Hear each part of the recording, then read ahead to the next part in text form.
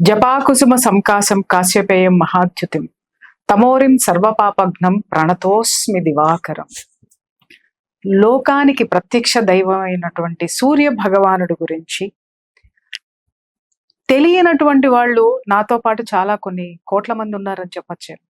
ప్రతినిత్యం మనం సూర్యుడిని చూస్తాం, కానీ ఆయన భగవానుడు అనేటటువంటి ఆ ఆలోచన ఎంతమందిలో ఉంది? ఆ భగవానుడి యొక్క శక్తిని తెలుసుకుందాం. అలాగే ఒక్కసారి ఆ సూర్యకిరణాలు మనం తాకేటటువంటి సూర్యకిరణాల యొక్క శక్తి మన భౌతికంగా మన దేహానికే కాదు, దేశానికి, ప్రపంచానికి కూడా లోక కళ్యాణం ఎలా చేస్తుందో తెలుసుకునే ముందు మై డియర్ ఫ్రెండ్స్, నేను మీ ప్రియా చౌదరి.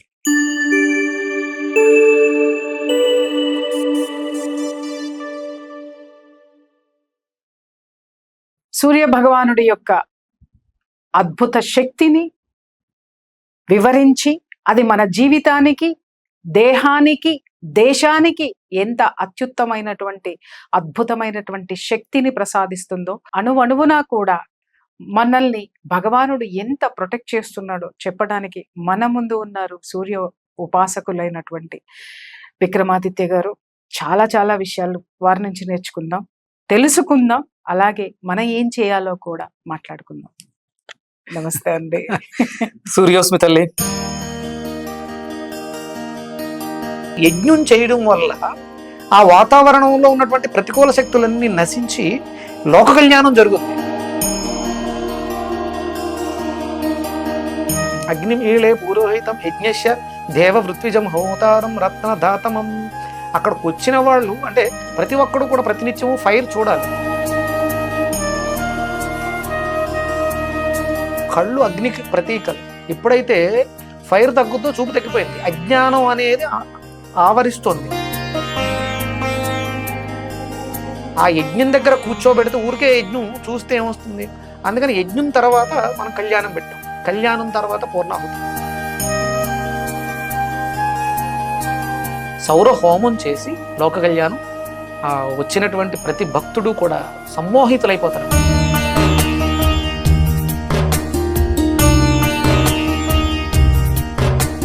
పూజలు క్రవతాలన్నీ వికనస మహర్షి గారు వైఖానస శాస్త్రాన్ని రాసింది అక్కడే, నైమిషారణ్యంలో. ఇక్కడ పుట్టిన చోట స్వామి లేడు అని చెప్పేసి అని ఆయన సత్యనారాయణ స్వామి వ్రతం పుట్టింది అక్కడ. అక్కడ స్వామిని ప్రతిష్ఠించారు అనమాట, వెంకటేశ్వర స్వామిని ప్రతిష్ఠించారు. ఎంత అద్భుతంగా ఉంటుందో. ఆ ట్రస్ట్ మెంబర్స్ అందరూ కూడానండి ఆ స్వామి దగ్గర బ్రహ్మోత్సవాలు జరుగుతాయి. ఈసారి ఖచ్చితంగా మిమ్మల్ని తీసుకెళ్తాను. జనవరిలో జరుగుతాయి బ్రహ్మోత్సవాలు. జరిగేటప్పుడు అక్కడికి వాళ్ళు వచ్చి ఎంత సేవ చేస్తారు చెప్పంటారా?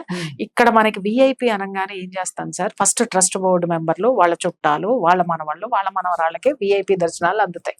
వాళ్లే ఉంటారు అక్కడ. అలా ఉండరండి వాళ్ళు. ఇలా నడుముకి ఆ పంచె కట్టేసుకొని ఇలా నిలబడి వచ్చిన ప్రతి ఒక్కళ్ళకి స్వామి దగ్గరికి తీసుకెళ్తారు. ప్రతి ఒక్కళ్ళు విఐపీనేనండి వాళ్ళకి. వాళ్ళు ఎవ్వరు కాదు, వాళ్ళు ప్రియా చౌదరా, లేకపోతే కెమెరామెన్నా, లేకపోతే కెమెరా మోసేటటువంటి వాడా, లేకపోతే ఊడ్చేటటువంటి వాడు, ప్రతి ఒక్కళ్ళు వాళ్ళకి విఐపీలే. వాళ్ళు ఎక్కడో ఉంటారు. ఫస్ట్ తలుపులు తీయంగానే అందరూ వీళ్ళే వెళ్ళి నమస్కారాలు చేసుకుంటారు. ఎక్కడ మనం ట్రస్ట్ బోర్డు సభ్యులను చూసినా అస్సలండి జనం జనం జనాన్ని తోసేస్తారు అనమాట. అమ్మ వెళ్ళండి, అమ్మ రండి, అమ్మ మీకు దర్శనం అందలేదా రండి. ఒక సేవకులంటే సేవకులంటే వాళ్ళని చూసినప్పుడు మేము నలుగురు స్నేహితులం అక్కడ కూర్చొని మనం కూడా ఏదోటి స్వామికి సేవ చెయ్యాలి, ఈ లోక కళ్యాణం కోసం చెయ్యాలి. అప్పుడు మేము వాళ్ళని అడిగాం, ఏమండి మీరు వెళ్ళొచ్చు కదా, ఫస్ట్ దర్శనం కదా. అమ్మా స్వామి మీరు ముఖ్యం మాకు, మీరు స్వామి కోసం వచ్చారు, మీరు ముఖ్యం మాకు, మీరు వెళ్ళాలి. మేమున్నది ఆయన్ని జనాల దగ్గరికి తీసుకెళ్ళడానికని ఒక మాట వాళ్ళు అన్నారు. నిజంగా వాళ్ళు అపర కోటేశ్వర్లండి. వాళ్ళల్లో నేను చూసినటువంటి ఆ భావన ఏదైతే, సేవా తత్పరత ఏదైతే ఉందో, అది ఐశ్వర్యానికి దీనికి చాలా తక్కువ, చాలా రేర్ కనపడడం. అప్పుడు మేము సంకల్పం తీసుకున్నాం, మనం కూడా లోక కళ్యాణం కోసమే, మన కోరికలు నెరవేరినందుకో, కోరికలు నెరవేర్చడానికో కాదు, లోక కళ్యాణం కోసం ఏం ఎంచుకుందాం అని అంటే, నాకు చిన్నప్పటి నుంచి శ్రీరామ కళ్యాణం అంటే బాగా ఇష్టం సార్. ఎందుకంటే 9 రోజులు ఆ పందిళ్లలో చేసే అల్లరి, పానకం, వడపప్పు, ఆ రాముల వారి కళ్యాణం చూస్తే ఎంత అద్భుతంగా ఉండేదో. ఇవన్నీ గుర్తొచ్చి ఇప్పుడు పిల్లలు ఆ యొక్క దీన్ని మర్చిపోతున్నారు. తర్వాత ఎక్కడో అయోధ్యలో రామాలయానికే వెళ్ళాలి మనము కాదు, ఇంటింటా రాముడు ఉండాలి, ఇంటింటా రాముడిని తలవాలి, మనల్ని చూసి జనమంతా మొదలు పెట్టాలి అనుకొని గత 4 సంవత్సరాల నుంచి, అంటే అంతకుముందు కూడా అప్పుడు చేశాం కానీ సంకల్పం తీసుకొని ఎన్ని కష్టాలు వచ్చినా కూడా అది ఎవ్వరి సహాయమో కోరుకోకుండా మా నలుగురు వరకు కూడా, కానీ మాతో ఎంతమంది మహానుభావులు నడిచొచ్చారో చెప్పలేదు. అవునవును, నేను చూశానుగా. సో అది కూడా లోక కళ్యాణం. నేను ఒక్కటే మొక్కుకుంటాం, మా ఇంట్లో ఇది అస్సలు స్వామిని ఒకటే, ఇక్కడ ఎవరు వచ్చారో స్వామి ఏ ప్లేస్ లో అయితే చేస్తున్నామో ఆ ప్లేస్ లో ఉన్న ప్రతి ఒక్కరికి ఆరోగ్యాన్ని, మంచి మనస్తత్వాన్ని ఇవన్నీ ఇవ్వండి. వర్షాలు లేవా, ఈ లోకానికి పచ్చగా ఉండడానికి, సంతోషంగా ఉండడానికి ఏమి ఇవ్వాలో అది ఇవ్వండి. ఇదే మొక్కుకుంటాం. మీరు ముందు అందుకనే మీరు రాముడిని పట్టుకున్నారు. రాముడి యొక్క వంశం ఏ వంశం అమ్మా? సూర్య మీరు మొన్న కళ్యాణం అప్పుడు కూడా నాతో ఒక మాట చెప్పిన తర్వాత అది బలంగా పడిపోయింది సార్. మీరేమన్నారు, అమ్మా ఇంత అద్భుతంగా మీరు కళ్యాణం చేస్తున్నారు కానీ యజ్ఞగుండం ఎక్కడా అని అడిగేసరికి మనసు ఒక్కసారి చివుక్కుమంది. అరే ఈ సూక్ష్మం నాకెందుకు తెలియలేదు, నేనెందుకు అంటే బహుశా రాముడు గుర్తు చేశాడేమో మీకు, అరే నా వంశ మూల పురుషుణ్ణి మీరు పెట్టకుండా నన్ను చేస్తున్నారు అని అనిపించిన తర్వాత దాని ప్రాముఖ్యత చెప్పారు మీరు. అప్పుడు అనిపించింది ఎస్, ఇది నేను మాత్రమే కాదు జనంకి తెలియాలి, జనం మధ్యకి తీసుకెళ్ళాలి. అంటే ఇది ఎందుకు అవసరం అంటే, ఇప్పుడు చాలా మంది నాస్తికులు అనొచ్చు, లేకపోతే హిందూ మతం మీద ద్వేషం ఉన్న వాళ్ళు కావచ్చు, మాట్లాడే మాటలు సీతమ్మకి తాళి కట్టిన వాడు భర్త అవుతాడు, సీతమ్మకి తాళి కట్టిన వాడు భర్త అవుతాడు, వాడు రాముడు అవుతాడు. వీళ్ళు మాట్లాడే మాటలు బ్రాహ్మణుడు తాళి కడితే ఏమవుతాడు అన్నట్టుగా ప్రశ్నిస్తాడు. ఇక్కడ అంటే చర్చిలో ఉన్నటువంటి ఫాదర్ అని పిలుస్తాడు కదా, మనం అవన్నీ ఇంకా ఏం మాట్లాడాలి సార్? నేను అవన్నీ ఏం మాట్లాడినండి. ఇక్కడ ఏంటి అంటే, వివాహం అనేది అగ్నిసాక్షి, వివాహమే అగ్నిసాక్షి. అగ్ని లేకుండా వివాహం ఏంటి?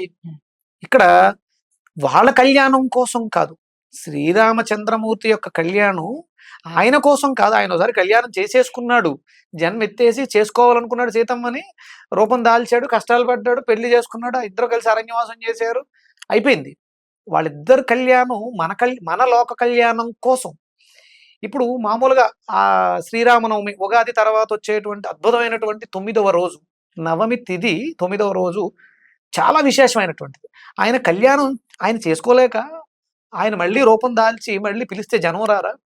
ఇక్కడ విగ్రహాల రూపంలో పెట్టి అవతరణ చేసిన తర్వాత మనం చేసేటువంటి క్రతువు అప్పుడు జరిగింది, అప్పుడు మనం లేవు, అప్పుడు మనం ఉన్నాం వేరే రూపాలతో, ఆయన వంశం నుంచి జన్మలు తీసుకుంటూ వస్తున్నాం. దాన్ని మరల గుర్తు చేసుకోవడానికి ఆ మూర్తులను అక్కడ పెట్టుకుని ఇక్కడ సంకల్పం చెప్పినప్పుడు ఆయన బాధ్యతగా, ఇప్పుడు పవర్ ఆఫ్ అటార్నీ ఇస్తారు ఓనర్ లేకుండా, అలాగే ఇక్కడ కూడా ఒకవేళ ఆ సందర్భంలో లేనప్పుడు నేను మీ పని చేయడానికి అర్హత తీసుకున్నాను. ఒక కంపెనీ ఫౌండర్ చైర్మన్ కింద చైర్మన్ లేనప్పుడు చేసే బాధ్యతలన్నీ సీఈఓకి ఇస్తారు. మొత్తం అన్నిటికీ ఆయన సంబంధించిన అన్నిటికీ అవ్వడగా ఆ వర్క్ ఇక్కడ ఆయన ముడివేసినటువంటి తాళిని, సూత్రాన్ని ఈయన పట్టుకెళ్ళి ఆవిడ మెడలో వేస్తారు. 3 ముళ్ళు వేరు. అంటే ఇది లోక కళ్యాణం కోసం మాత్రమే. అక్కడ యజ్ఞం చేయడం వల్ల ఆ వాతావరణంలో ఉన్నటువంటి ప్రతికూల శక్తులన్నీ నశించి లోక కళ్యాణం జరుగుద్ది. అగ్నిమీళే పురోహితం యజ్ఞస్య దేవ వృత్విజం హోతారం రత్నధాతమం. అక్కడికి వచ్చిన వాళ్ళు అంటే ప్రతి ఒక్కడు కూడా ప్రతినిత్యము ఫైర్ చూడాలి. కళ్ళు అగ్నికి ప్రతీకలు. ఎప్పుడైతే ఫైర్ తగ్గుద్దో చూపు తగ్గిపోయింది, అజ్ఞానం అనేది ఆవరిస్తుంది. ఆ యజ్ఞం దగ్గర కూర్చోబెడితే ఊరికే యజ్ఞం చూస్తే ఏమొస్తుంది? అందుకని యజ్ఞం తర్వాత మనం కళ్యాణం పెట్టాం, కళ్యాణం తర్వాత పూర్ణాహుతి, కళ్యాణం తరువాత పూర్ణాహుతి. ఎందుకంటే ఆయన వచ్చి స్వామి అమ్మవారు కూర్చుని వరిపేలలతో లాజహోమం చేస్తారు. వివాహంలో సప్తపది ఆయన తాళిగట్టి చుట్టూ కదా అగ్ని సాక్షి లేదు కదండి, అగ్ని సాక్షి లేదుగా. అప్పుడు జరిగే వివాహాలన్నీ కూడా నేను ఎప్పుడు కూడా సూర్య కళ్యాణం చేస్తాను, సూర్యనారాయణ మూర్తి కళ్యాణం చేస్తాను. అంటే నా తల్లిదండ్రులకు నేను కళ్యాణం చేస్తాను. నాకు జన్మనిచ్చిన నా జన్మకు కారణమైనటువంటి నా తల్లిదండ్రులు కళ్యాణం చేసి సౌర హోమం చేసి లోక కళ్యాణం వచ్చినటువంటి ప్రతి భక్తుడు కూడా సమ్మోహితులైపోతారమ్మా. తర్వాత కళ్యాణం చేస్తాం, నృత్యంతో ఆనందింపజేస్తాం, తర్వాత పూర్ణాహుతి చేసి ఆ ప్రసాదాన్ని అందరం స్వీకరిస్తాం. అదే మీరు చేస్తున్న కార్యక్రమంలో నాకు అంటే అద్భుతంగా చేశారు, చాలా అద్భుతం. ఆ స్వామి సీతమ్మని ఎత్తుకుని డాన్స్ చేస్తుంటారు. మీరు పేరేం పేరు? ఆయన సంతోష్ గారు. సంతోష్ గారు. చాలా నేను మొన్న చిన్న షార్ట్ తీసి షార్ట్ కూడా పెట్టా, మన వాళ్ళు చూస్తారు. చాలా బాగుంటుంది. అమ్మవారికి పొడుగు వాలు జడేసి నిజంగా అంటే సీతమ్మని సంకర ఎత్తుకుని ఒక చిన్న పిల్లలు సంకర ఎత్తుకుని ఎగురుతున్నట్టు ఉంటది ఆయన. ఇవన్నీ అంటే అప్పుడు ఆ యుగం తాలూకు ఆనందాన్ని మనం గుర్తు చేసుకోవడం కోసం సీతమ్మకి తాళి కట్టినంత మాత్రాన కట్టిన ప్రతి ఒక్కడు అలాంటి అపభ్రంశపు మాటలు మాట్లాడే వాళ్ళకి దానికి తగ్గట్టుగానే జన్మలు వస్తూ ఉంటాయి, తీసుకుంటూ ఉండాలి. దయచేసి అంటే మనసులో ఉన్నటువంటి దుర్బుద్ధిని వాక్య కర్మ అంటే వాక్కుతో కర్మ చేయకండి, కట్టి కుడిపేస్తుంది. నాలిక క్యాన్సర్లు, గొంతు క్యాన్సర్లు ఊరికే రావు. దయచేసి ధర్మానికి సంబంధించి, శ్రీరామచంద్రమూర్తికి సంబంధించి అంటే ధర్మాత్ములైన వాళ్ళు ఎవరి గురించి మీరు ఏమి మాట్లాడినా అది మిమ్మల్ని కట్టి కుడిపేస్తుంది అంతే. దయచేసి అంటే నేను ధర్మాత్ముడనో కాదో మీకు తెలియదు కదా, తెలియనప్పుడు మాట్లాడడానికి అర్హత లేదు. ఇప్పుడు నేను ఎంత ఎదవనో ఎవరికి తెలుస్తుంది? నా దగ్గర ఉన్న వాళ్ళకి, నా వల్ల ఎఫెక్ట్ అయిన వాళ్ళకి తెలుస్తుంది. కాదమ్మా, మీకు అది కూడా తెలియదు, నాకే తెలుస్తుంది. అంటే తెలిసిన వాళ్ళు మళ్ళీ మళ్ళీ ఎందుకు తప్పులు చేస్తున్నారు సార్? అది అజ్ఞానంతో ఉన్నాం, భావదారిద్ర్యం. అది భావదారిద్ర్యం, కరెక్ట్ గా మాట చెప్పారు. అందుకని ఆ భావం తెలియాలంటేనే మనం ప్రతిరోజు కూడా ఏదో ఒక వేద మంత్రాన్ని వల్లే పట్టుకుంటే చాలు, అది తీసుకెళ్లి తరింపజేసేస్తుంది. ఒక్క మంత్రాన్ని పట్టుకోండి, అసలు మీకు ఏ సమస్య లేదు. అద్భుతమైనటువంటి వేద మంత్రాలు అంటే ఈ సందర్భంలో మీకు చాలా చెప్పాలి నేను. పోలంత వేదం చాలా. వెంకట జాగంటి గారు ఎంతో అద్భుతమైనటువంటి ప్రయోగాలు చేసి ఏ టు జెడ్ ఏమైనా చేయొచ్చమ్మా, ఏమైనా చేయొచ్చు. భారతదేశం సస్యశ్యామలం, దీని వరకు కన్నెత్తి చూడాలంటే ఆలోచించాలి అంతే. అంత సస్యశ్యామలమైనటువంటి భారతదేశం, అద్భుతమైనటువంటి వేద సంపద. అంటే చాలా మంది వేదాలు తగలబెట్టేసారు, పోయి ఎక్కడికి పోలేదు. ఆయన ఒకటి చెప్తారు, శృతితో వచ్చినాయి, వినబడడం ద్వారా వచ్చినాయి వేదాలు. ఎవరో విన్నారు, రాశారు, రాసినవి తగలబడిపోయినాయి, వచ్చిన శబ్దం ఇంకా చుట్టూ పరిభ్రమిస్తుంది. వినే జ్ఞానం మీకుంటే ఎగ్జాక్ట్లీ నేను నమ్ముతాను సార్. నేనేమంటానంటే ఇలా తగలబడిపోయినాయి అంటే ప్రకృతి ఖచ్చితంగా ఏదో ఒక రూపంలో అది తెచ్చి మనకిస్తుంది. నిన్న మొన్న ఒక వీడియో చూశాను.